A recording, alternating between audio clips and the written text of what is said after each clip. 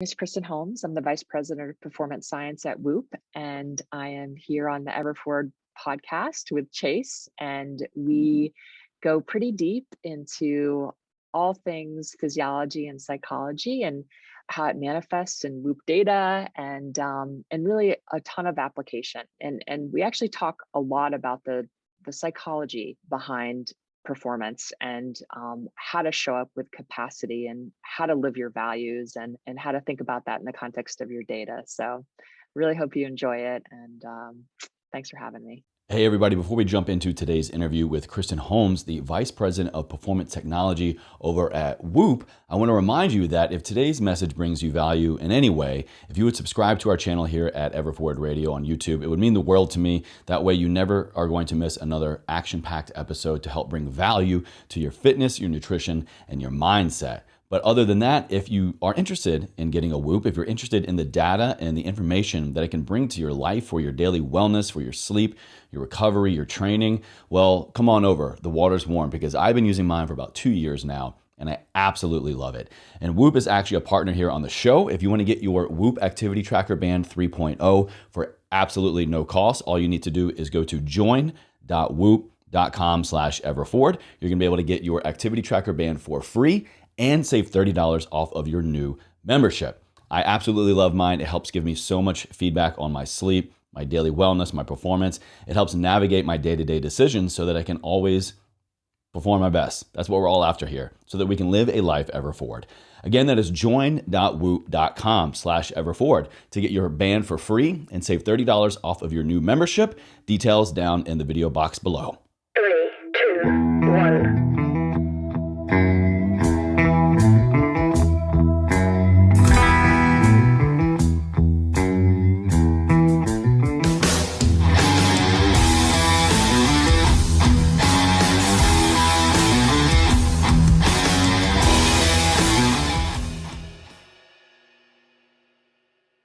Why is this so important to you? Why is understanding the human, like how we work, how we perform, how we recover, how we do all these things, why is this so important to you? Where did this come from? This big interest of human optimization? Yeah, I think it just stems from, I guess, back in my coaching days when I was at Princeton University. I was the head coach of the field hockey team, and I just felt like it was always quite arbitrary in terms of how my athletes showed up. What I was doing in training didn't necessarily, and what happened in games didn't necessarily correlate to how they showed up the next day. It didn't predict capacity, Okay. Yeah. right? So I became really interested in the time that they're away from me, and really trying to understand that and help them understand it.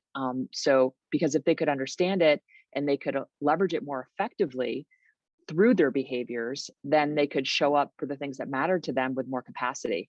So it was really, I think that's definitely the origin of you know how I started thinking more deeply about this, and I found that technology was just an unbelievable way to quantify aspects of your behavior that then help you understand how to actually that can actually help drive outcomes, right? And I think we realized very quickly that sleep was kind of the most important behavior that we could really leverage, right? If we want to try to influence our capacity. So, and capacity, I guess I define that broadly as just our ability to adapt in a functional way to our environment, with some sort of intention and purpose, right? Like we can adapt in all sorts of different ways, but if we have a platform, a foundation where we're really accounting for the physiological and psychological variables that impact our performance, then we can really effectively choose our level of performance on at any given moment. So, so I just became really interested in trying to, quantify what we could. So really looking at nutrition and hydration and sleep behavior, training behavior. I mean, these are things that there's lots of technology, right, that help us understand how we're going, and when we know how we're going, then we can start to, kind of rewind and figure out, okay, what do I actually need to change about my behavior that will help me improve my situation in those areas. And then I think, on the psychological side, what is it that is actually really important, and how do we quantify some of that to a degree? So looking at, the most important psychological needs, for example, and building a framework, or building those things into your life, so you can be more aware and take stock of how those aspects are going. So yeah, that's kind of how I guess I thought about it, and what got me really interested in digging super deep. Obviously, yeah, very much so. Um, where do we begin then? So you began to kind of question, or you could see what was happening when these things were in your control, when you were working with Yeah. your team, working with people. But then I think in the natural next step, like you said, is, well, what's going on outside of that? It's like every trainer, every coach is wondering, well, what are you doing the other 23 hours? Yeah. So what were some of those initial things that you personally began to look at, outside looking in, third party? And then what were some of the things that you would recommend to your team, to the people in your life, that they should also be looking at? Yeah, I mean, we did Or a was there a lot of. difference, I guess? Yeah, I mean, there's definitely, we did have a lot of qualitative feedback, and we did have a HRV measurement that we took, prior to practice, that was didn't give us a whole lot of insight, but it was very clear that the student athletes I was coaching were underslept. They weren't getting sufficient sleep. And this probably doesn't come to a huge surprise at a place like Princeton University, where the demands on a student athlete are extraordinary, right? Or any higher And we were, education, if people are throwing yeah, sleep out the window, you got to get oh, the paper, got it's to the first study, got thing to, that yeah. goes, right? It's the first thing that goes. So I realized, though, and I don't know, in the Ivy League in particular, there wasn't a lot of kind of national success, right? So it was very much just about the league, and then there wasn't really, very rarely did an Ivy League team make, the first round or second round NC2A. So when I got the job at Princeton, I definitely wanted to change that. And we won in my 13 seasons. We won 12 Ivy League championships in 13 Oh, years, amazing. and Congrats. and a national championship. So we ended up kind of, I think, overcoming, I think, a lot of the challenges that existed in Ivy League, Mm. at an Ivy League institution, and that there are these huge academic demands and a lot of competing priorities. And the first thing that kind of goes out the window is what you're doing on the athletic field. But we found a way to kind of reverse engineer some of that by finding ways to prioritize things that we knew would influence performance. So we built quite a robust performance education framework Mm. I can around these imagine. Yeah. concepts that we knew were going to impact performance. And at the very top of that was sleep behavior, and we started to dig into that, and quite a detailed way. And we're using some technology to better evaluate that, so athletes understood, what their sleep architecture actually looked like, and what they needed to do during the day to to improve it. So I think Mm. that's, if I were to give any advice, I mean, it's always, you start there. I think we always talk about a lot about enhancements, and what medication should I choose, and what supplements should I be using.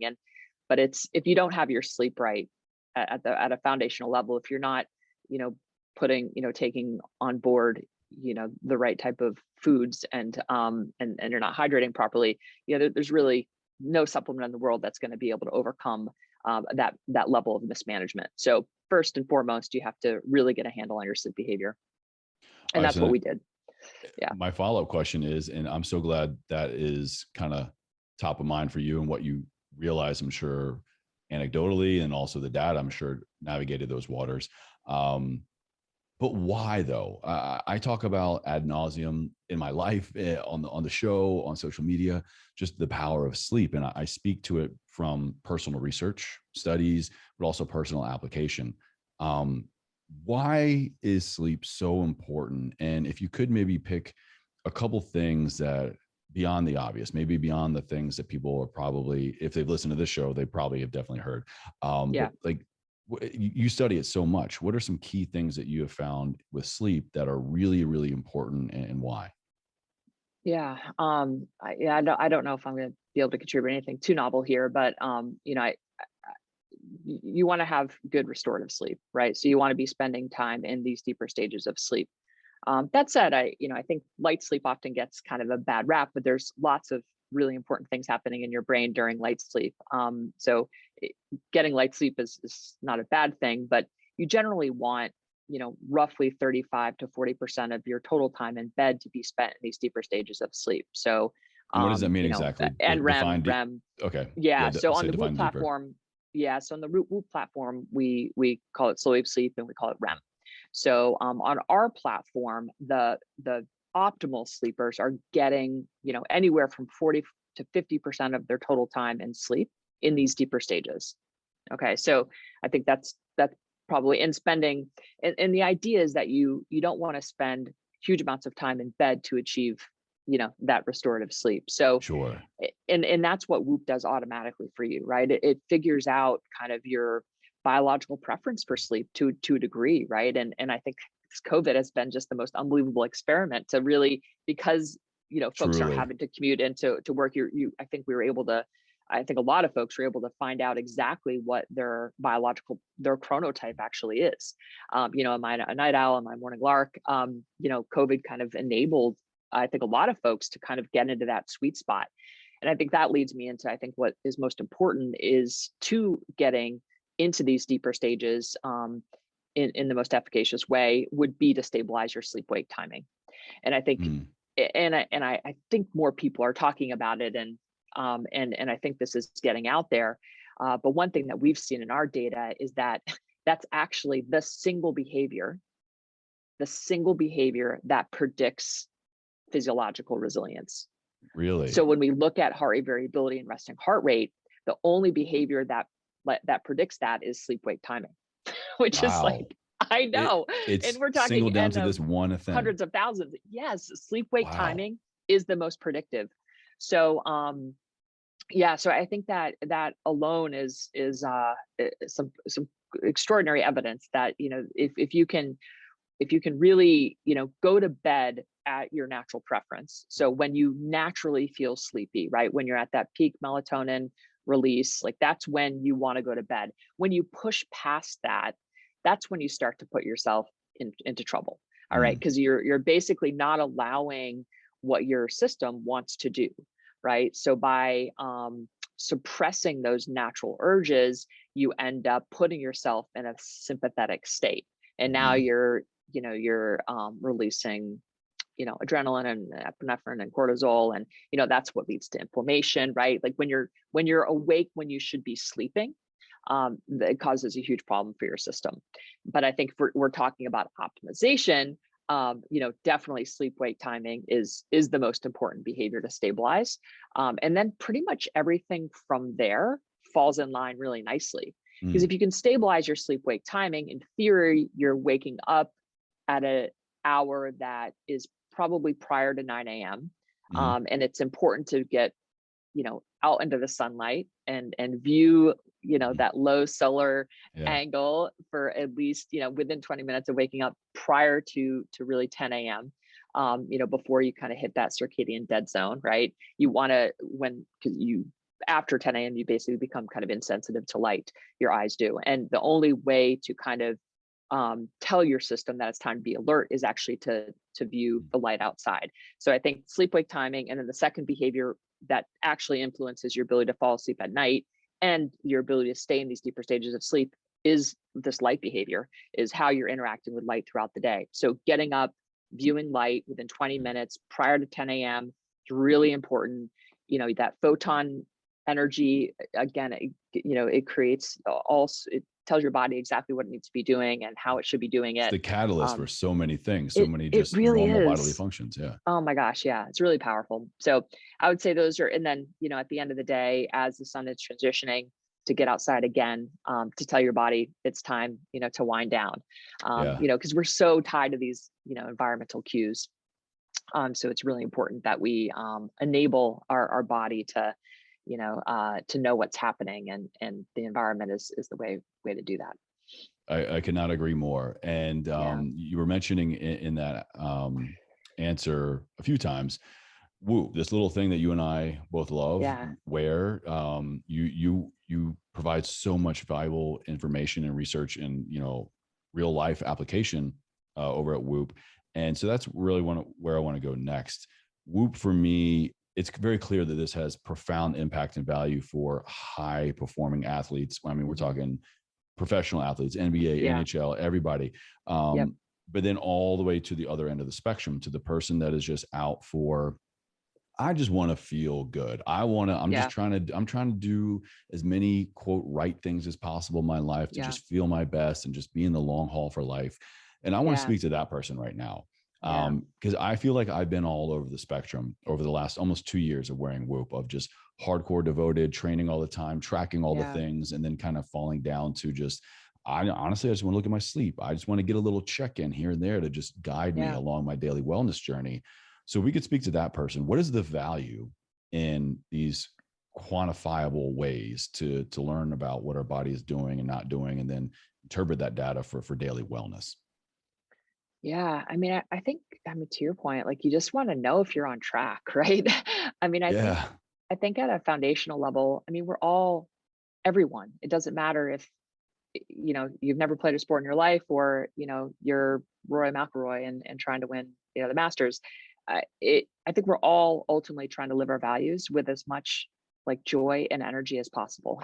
So I think for me, technology helps me to live my life with more energy and joy because I can see how I'm adapting to these external stressors in my life that we all face, whether it's relationship stress or financial stress or parenting, job stress. All of these things add up. And knowing how you're adapting to that, I think, is an incredible source of insight that you can then leverage, right? To know, okay, if and in moments in our life, every it changes, right? And to be able to see the effect of changes in a quantified way, I think is really powerful, right? And gives you a platform that then to then make changes if you need to. So Truly. I yeah, so I think for me it's really about understanding how my body is adapting to the myriad of stressors that I put on it. With training stress, I work out too, and seeing how that, that is helping me, or I think for a lot of folks they can train too much or not train enough, right? So Mm-hmm. you can kind of see the There is impact such a of that. thing as both. There Yep. is such a thing. How various nutritional protocols impact me. When I'm dehydrated, what happens? These are what, when I have alcohol, close to Mm. bedtime, what does that actually do to my sleep, and how does that impact me the next day? It tanks, by Because the I think way. Spoiler it, alert. Yeah. I know it really does. But I think at the end of the day, I think we're all, we're just trying to be available for life as possible, right? And as engaged and present as we can be. And I think when you don't understand your body and you don't know your body, it's very hard to then be intentional about your behaviors, right? And I think that that's what Whoop provides, is just a level of attention. It allows you to understand how to apply your effort, right? Because Mm. there's a million things out there, right? But if I know how I'm sleeping, how I'm recovering, and how I'm building stress throughout the day, that's pretty much everything, right? Truly. So Yeah. I think it really does give folks a platform to really understand and guide behavior. In your opinion, should we be facing more of a priority on what data is showing us or what our body is telling us? When maybe should we listen to one over the other, in your opinion? Yeah, that's a great question. I think oftentimes I think that's the power of Whoop in a lot of ways, is that you you can psychologically feel great for a lot Mm. of reasons, right? But actually your body might not be, primed to take on strain. And Your that's body hasn't reflected gotten the in, memo. Yeah. it Yeah. hasn't got the memo yet. Yeah. Yeah, there's a lag there potentially. So I think that I think that's really the value of Whoop, is when it doesn't match, right? And then being able to dig in and ask some questions around that. I would say that, any single day like value is not necessarily super relevant. It's definitely looking at, in patches of 3, 2 to 3 days, and looking at trends, I think, is the best way Mm. to use Whoop. But yeah, I would say that I think heart rate variability is just an unbelievable marker to Mm. really, to understand, how your body is adapting, and leveraging that on a daily basis, I think, is really powerful. I agree. And I actually, somewhat recently, had a very, very powerful insight into heart rate variability fluctuation on my end. And I kind of predicted this, and I'm really glad that I took my Whoop on vacation. Quick little backstory. Maybe a couple weeks ago, I went on a vacation with my wife and some friends to Jamaica. And I'm not really the vacation guy that likes to just go somewhere, chill, do nothing, lay on a beach. Very, very Yeah. rare. But when I tell you that I've been on the other end of the hardest burnout string of my life, I kind of just embraced it. And I was like, this is what I need the most right now. And for like the first 2 days, I didn't wear my Whoop. I was too vain. I didn't want to get a weird tan line. But then I put it back on because I was like, I want to track when I'm away from work. When my only Yeah. obligations for the day are putting on sunscreen and making, a lunch reservation on the premises. Let me just track that. Kristen, my heart rate variability for days jumped almost 20 points. My resting heart rate dropped by, I think, about like 10 or 12 beats per minute. And I'll be totally honest here. I was enjoying life. I was having, mimosas. I was having drinks. I was chilling by the pool, but I was enjoying life. I had no stress, and I was just decompressing. I was reading books Yeah. by the pool. I was walking on the beach with my wife, and I was just floored as to all the things that we try to do in life to improve our performance, improve our wellness, the right supplement. I got to do this biohack. I got to do all Yeah. these things. I knew it was going to happen. I was just floored at how much it happened of just let the body be. Just when you Yeah. remove these stressors and you just let it do its thing, it will reward you. And it recovered so well. Can you speak to that when we're trying to improve our HRV, improve our resting heart rate, improve our Yeah. performance and recovery? Oftentimes, like less is more. Yeah. I think that's such a powerful story. And I think it does come down to just live your values, and everything kind of writes itself, and Mm, I think sometimes we get our when our in daily life, I think when our behaviors are not necessarily a reflection of the things that are core that we say we really care about, that creates an incredible amount of dissonance, and I think that's at the mm-hmm. heart of most folks struggle, frankly. And um and I think, when you get away from it all and you go on vacation, um, you're just able to connect with what matters, and I think there is Yes. something really powerful to that. And I will say, I think as it relates to heart rate variability and the metrics that, help us understand, um, how we're adapting, to life, our psychological status is actually a better estimator, is actually going to manifest in our autonomic nervous system in a more profound way than Interesting. anything physiological. And I don't think Huh. people recognize that. So, it's really what we're doing to our body from a training perspective has a lot less influence on our autonomic nervous system than our psychological status and how we're managing and dealing with that. And Wow. I mentioned at the beginning, as we think about our psychological needs, purpose, our values, like are we living a life that's, in line with the things that we really care about? How are we actually spending our time? How are we applying our attention? That's even a You know, question on the Whoop app every day when it goes through I my sleep and know, stuff. I love how that's a prompt now. Is I I'm know. going to butcher the exact phrase, but it's, did you feel like you had the skills necessary, or what was your Right. level of So purpose?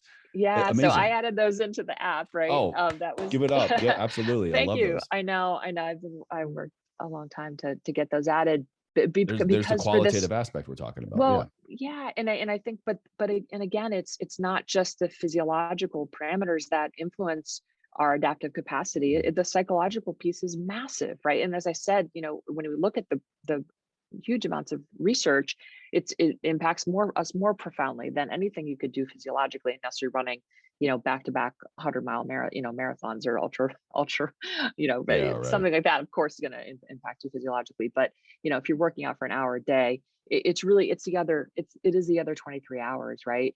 But yeah, efficacy, feeling like you have the skills and resources, that's a massive psychological need, right? When we Yeah. don't feel like we have the skills and resources to parent, to do our jobs effectively. I mean, that creates incredible amounts of stress. And that's why we ask it, right? Because these are things that you should be reflecting on, right? Because if things aren't going well, it's, sleep, recovery, training, or it's purpose, efficacy, control. And that's, I think, again, like, it's not a million things that we need to be thinking about. It's really just a few things, right? So if we can kind of track these few things and look at those in kind of parallel to what's happening in our life, then all of a sudden we can start to understand when things aren't going well, what is actually happening, and then you can course correct a lot faster, Yeah. not in a couple weeks, as opposed to maybe 3 or 6 months down the road, when all of a sudden you're in this deep depressive state and you don't know why. You can Mhm. really get ahead of it. And I think when we look at a lot of the COVID Whoop data and pandemic data, every our folks on the platform got healthier. And when you look at the Mhm. population outside of Whoop and you look at all the research that's been done, people are in a really bad spot mentally, right? Mhm. Yeah. Mental Yeah. health is just in the tank right Yeah. now. But I think the folks on the Whoop platform, and there's some selection bias there, of course, but are actually have got healthier. And I think a lot of it is just having some feedback to Mm. know how your body is responding and adapting, and just being pointed to the things that are actually most important, right? And so, not to negate this idea of just being in tune with your body, but I think I would argue over the long term, Whoop helps facilitate that connection, and I think makes it, uh, uh, I think, a more effective connection in a lot of ways. Yeah, a more effective connection. I haven't quite thought about it through that lens. When I look at something like a wearable or what an app can give me in terms of feedback on my body and physiological Yeah, state, I've always just kind of looked at it. I think most people would look at it as this is telling me how my body's performing, recovering, or all of these things. But if we look deeper and we actually look at, well, what is that telling us? What is the information truly telling us? Well, the information's coming from somewhere. So it's that gatekeeper. It's yeah, really helping us not only get feedback, that's just surface level. It's the connection yep, component that is, I think, the biggest takeaway there. yeah, I think so. Um, which which kind of brings me into another thing I wanted to discuss with you, and it's once we kind of go into understanding, tracking, biohacking, logs, whatever you want to do to learn about yourself, get your baseline, and then get feedback. It's the application, and then the application and getting in tune with this amazing thing that is our body, more importantly, our mind. And I am a firm believer in and have said many, many times before that where the mind goes, the body will follow. Mm. Um, can you kind of walk us through, now that we've understood how to track these things, understand them, even apply them, getting into the mental component of where our thoughts are going and then using our thoughts to direct our minds, our bodies, our lives? Is this really kind of the missing link of it all? Yeah, you know, I, I think about this a ton, because I'm always thinking about energy management, right? And Hmm. how I'm applying my mental, physical, emotional, and spiritual energy. Because at the end of the day, there's only so many hours, there's only so many minutes, and how we're applying our effort, I think, becomes a really interesting, you know, uh, really an interesting source of insight in a lot of ways, because how we apply and direct our attention tells us in a lot of ways what we care about, right? And also directs who we become. So I think you know we can be spending our time in a lot of different ways. And and I'm certainly not to here to make any judgment on how people spend time, but I think for me, I really I think very intentionally about how I'm spending my time, because I know that's going to impact who I become, as a mother, and as a coworker, and as a friend, and as a daughter. So I think a whole lot about that, and I think a pathway to you know really understand what it is you care about and how you want to be applying your attention. I think an incredible pathway to that is mindfulness, is breath work, meditation. I find that to be an incredible practice that helps you just develop a comfort level with sitting with your thoughts.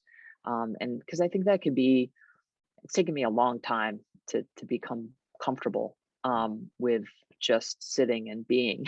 And I know I'm a lot raising of my hand folks. with you right there with you. I Yeah, know for sure.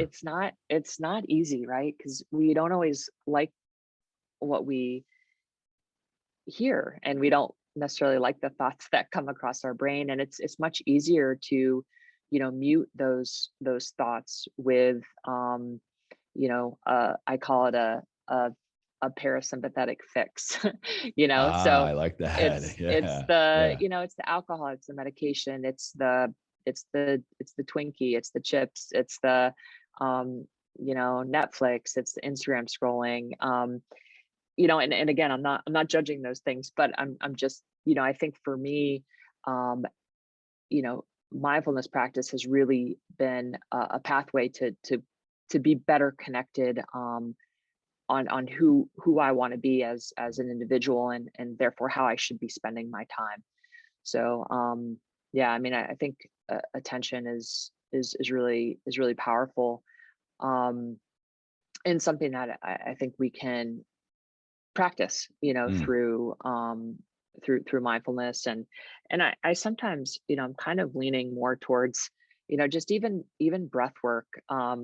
I think mindfulness and meditation can be really difficult for people, whereas breathing protocols, I think, put us in a similar type of state, but are actually slightly easier to execute, and in a lot of ways less judgmental in some ways, because you're simply just breathing, and you sure, yeah. actually, if you do it for a couple minutes, like you do actually get yourself into a state where you're activating the parasympathetic branch of the nervous system, you're calming your system, right? If your inhale is shorter than your exhale, Hmm. it's an important just principle to understand. You can really keep it that simple, I think. But really, having a breathwork practice, I think, is an important pathway, to this concept of being able to have attention, Hmm. and attentional capacity, and then having some insight into then how you should be applying your effort.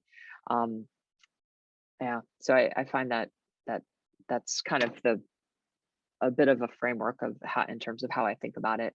Yeah. um and then, just reflecting on your values, and making an exercise of that, I has always been a practice of mine, for the last, literally, like, probably decade and a half, 2 decades. Every day I'm thinking about how my behaviors, if my behaviors are aligning with the things that I say I care about. What kind of person do I want to be, and do I have an outlet to actually be those things? That's the other piece, and I think that can really help us when we're really aligned, and we um, are thinking about that critically, on the daily. I think decision making becomes really easy. Mm. What social events do I take part in? Like, Certainly how becomes do I easier. Yeah. I think so, yeah. Yeah, you just have a there's the real there, at your core, you kind of really understand who you are, right? You have this emotional self-sufficiency, I guess, and so you can make decisions, right? Because you really know who you are and what you care about. And yeah, I find decisions become a lot easier, when that's in line for me. Yeah, absolutely. And I want to quote you, something I have pulled up directly in alignment with that decision making process. In an article you wrote, and I'll make sure to link this down in the show notes for everybody, about the superpower of the 21st century, Mm, controlling and directing thought. I love this section about influence management. yeah, And what you just described is so spot on. It's gathering, right? It's gathering information, just becoming aware of all these things, and then it's application of them, and then it's the mind connection to it all, and then it's the yeah, understanding of I need to apply these things for my mind, also for my body, and there are a lot of different things that go into what serves those or not.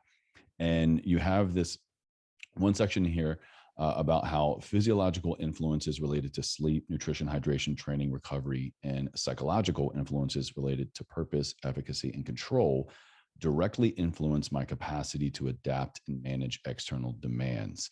And then, right at the end here, it's about how agency over these core influences creates fertile ground with interior work required to build a loving inner representation of quote self is possible. But in the absence of a framework to manage these influences, I end up flinging my time and attention in all sorts of directions.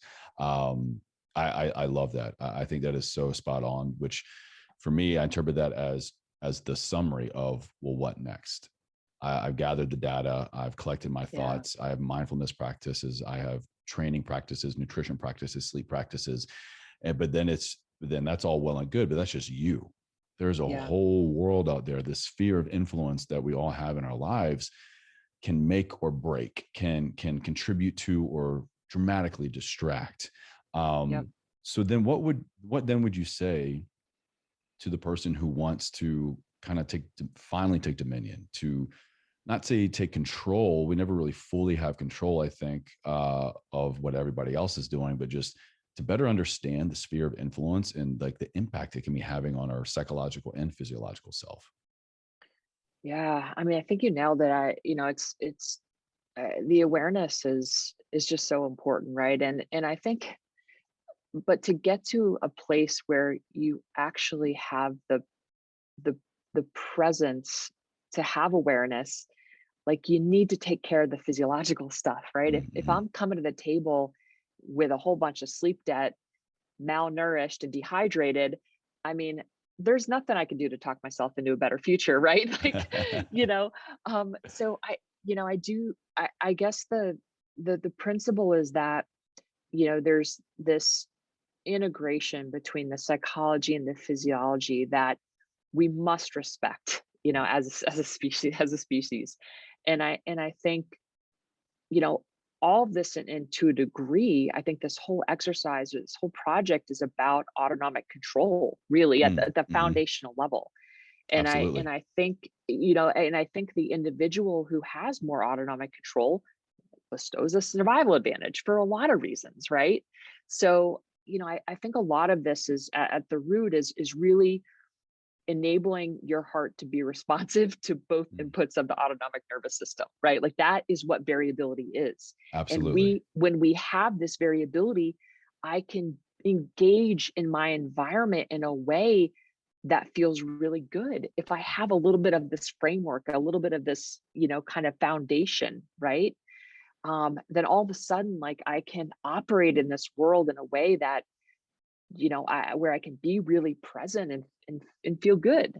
So I think that I- hopefully that kind of ties it together. But Yeah. I think it's this integration that we have to respect, and we have to build just a slight framework around that. And inside that, we're paying attention, we're being aware. We're aligning our values with our behaviors, and we're paying attention to that, right? Because when they're not aligned, full stop, like that is when we feel our shittiest, right? Like there's no way around it. um and that's, I think, the motivation behind, everything you said about taking care of your body is really just so I can be present and engaged. Like I Mm-hmm. care about my sleep, and I'm gonna think about what I'm putting into my body. I'm gonna think about my hydration. I'm gonna minimize my alcohol intake, and I'm gonna do that so I can do all these other things that I want to do in my life. You know. Yeah, well said. Well said. And I love how in everything we've been discussing so far today, I hear you keep going back to your values, your framework, your values, your framework. And that resonates a lot with me. And I think is a perfect way to kind of get towards the end of the interview here. And that's what it all comes down to for me Yeah. is, am I staying true to my values? Am I am I instilling some kind of framework in my life so that I know I have structure? Yeah. And what am I checking in on?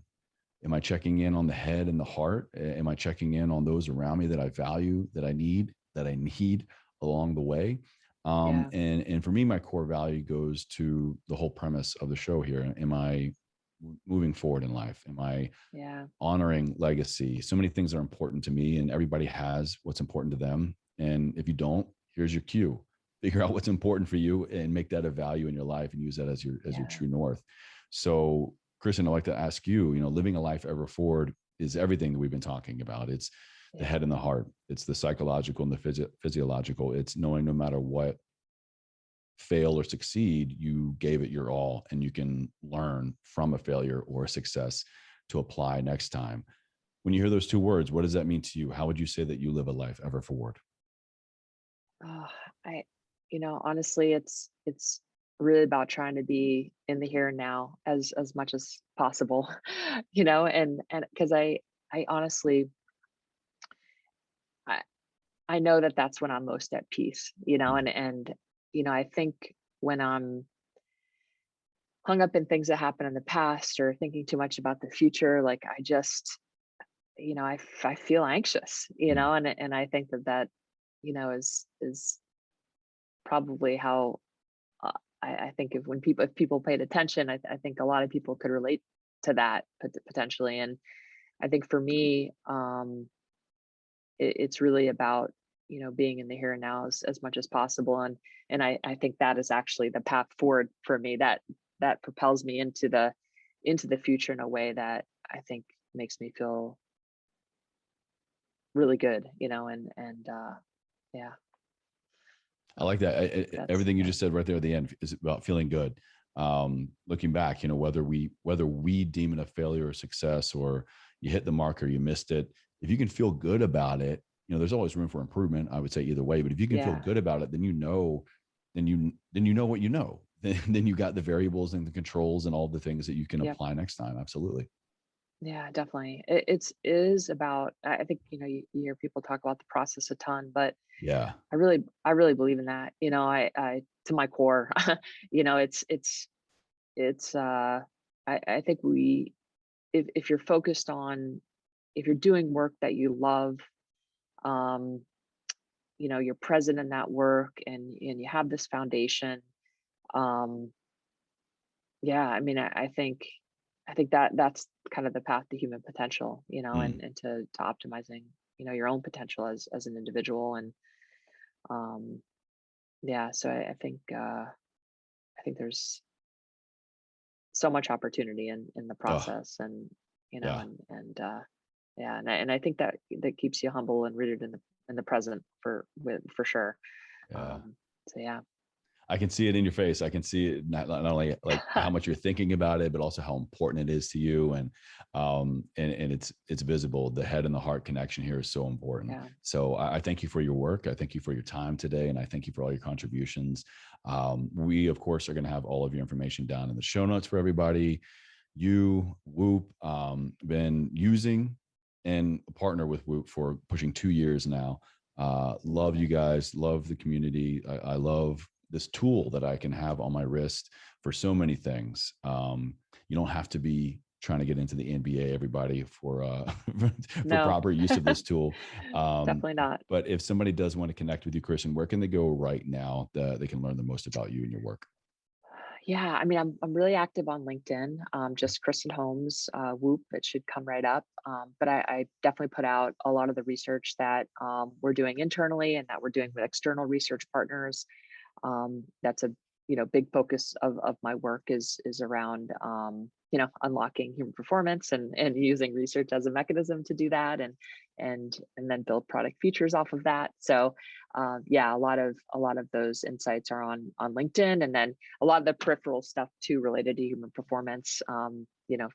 I tend to try to write about it a lot as well. So Yeah. yeah, Well, LinkedIn, it's amazing Instagram work. too. We'll I'm have on it all for Instagram. you. Yep. On the gram, on LinkedIn. Yeah, it's I've been enjoying more and more kind of diving into your writing and just beyond the data and stuff here at Whoop. So I thank you Thank you. again. Appreciate it. Thanks for having me, Chase.